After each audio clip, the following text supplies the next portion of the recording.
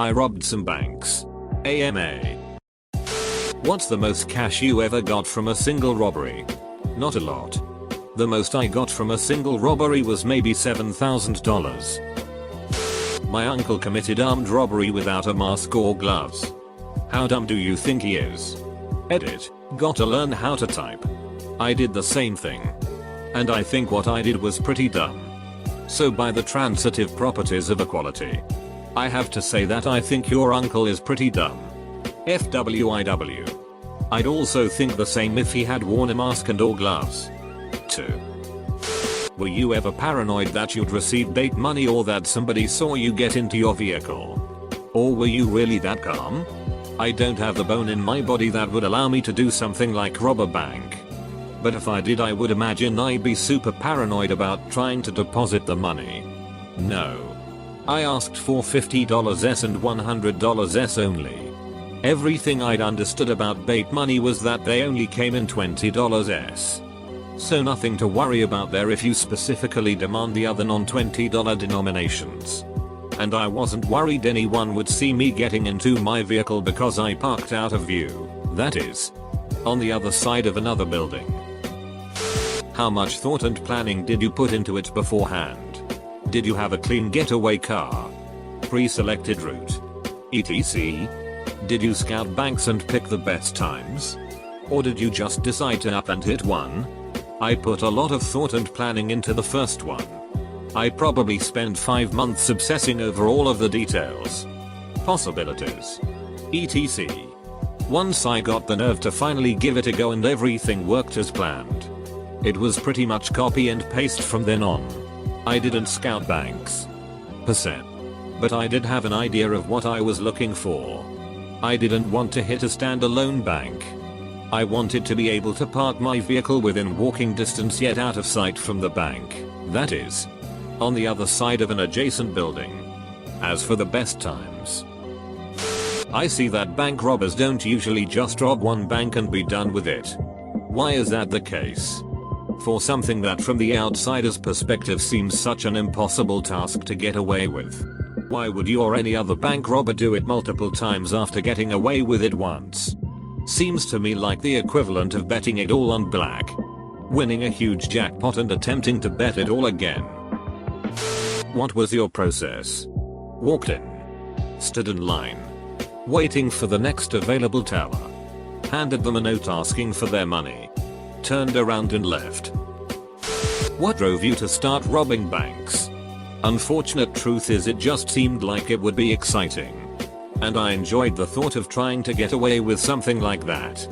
I didn't have very many healthy avenues to pursue excitement, adrenaline, etc.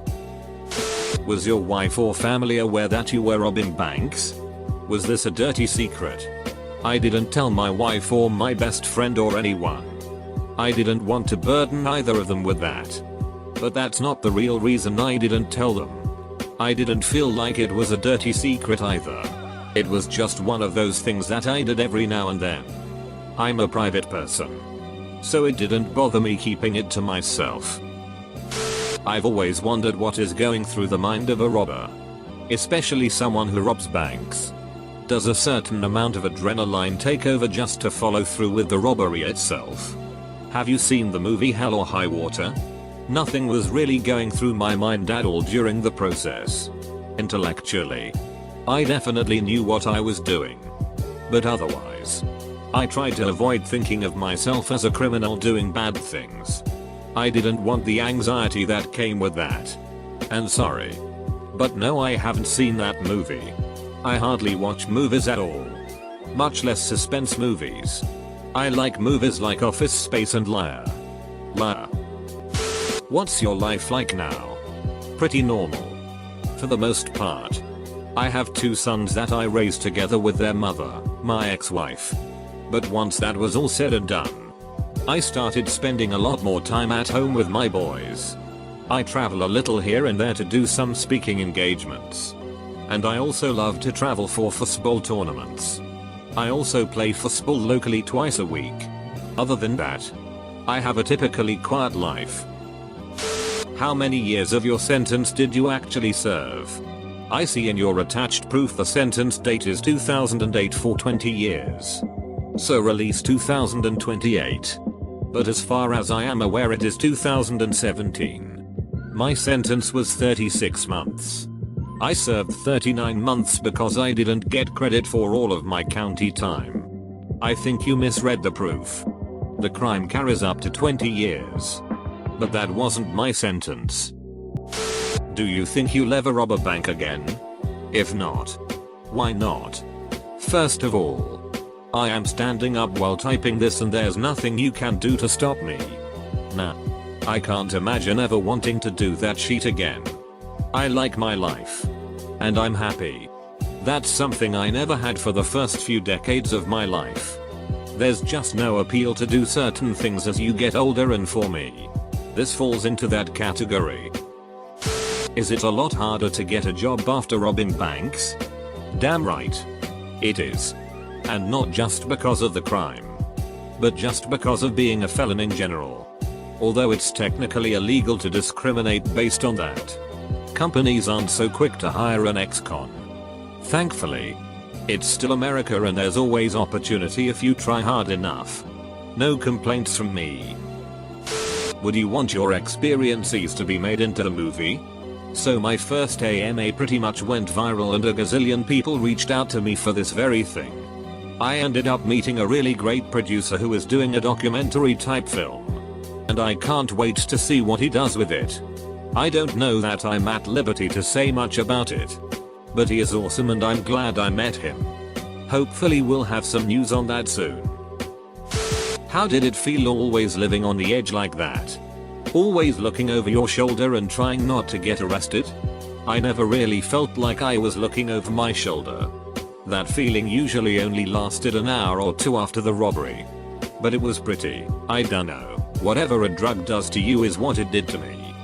But as with Gus, it wears off more quickly each time as you build tolerance to it. I didn't really feel like I was living on the edge. It was exciting. But it never lasted. Was any of them an armed robbery? If so, why did you choose to take a gun weapon? Was it for show or did you intend to use it if it was needed? No weapons. They were note-only robberies. Let's cut the sheet here and tell us. Are there bank robber groupies? Probably. I don't know. I don't think I'd want anything to do with that crowd. Do you consider robbing banks to be morally wrong? Yes. It's definitely wrong morally, legally, and in every other kind of way. But I don't subscribe to that. Banks are businesses. And I was a criminal. Plain and simple. Did you ever leave a calling card? Or take any trivial souvenirs?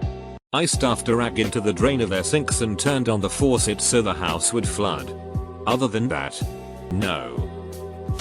What drove you to start and what drove you to stop and eventually turn yourself in? Answered the first part here.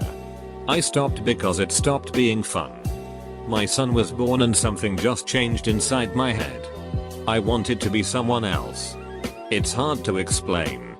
I'm sure a psychiatrist or some other kind of doctor could give a really solid explanation as to why. But I just had different desires at that point. And turning myself in seemed like the only logical option. I would rather my children not rob banks for fun. I graduated high school and never went to college. That was about 8 years before the crime stuff. I think there are lots of things that could have changed my path somewhere along the way. But it's hard to say exactly what they might have been. As a parent, especially knowing my own history, this is something I think about constantly. And I wish I had a better answer for you. Do you feel guilty about how the tellers must have felt being robbed? I think about some of the tellers often. I don't really know what I feel about them. But I do hope they don't have any kind of PTSD or other resulting issues. I wouldn't be against that. I guess the answer to your question is no. I don't feel guilty. But I don't feel the opposite of guilty either. I just don't feel a lot on certain topics.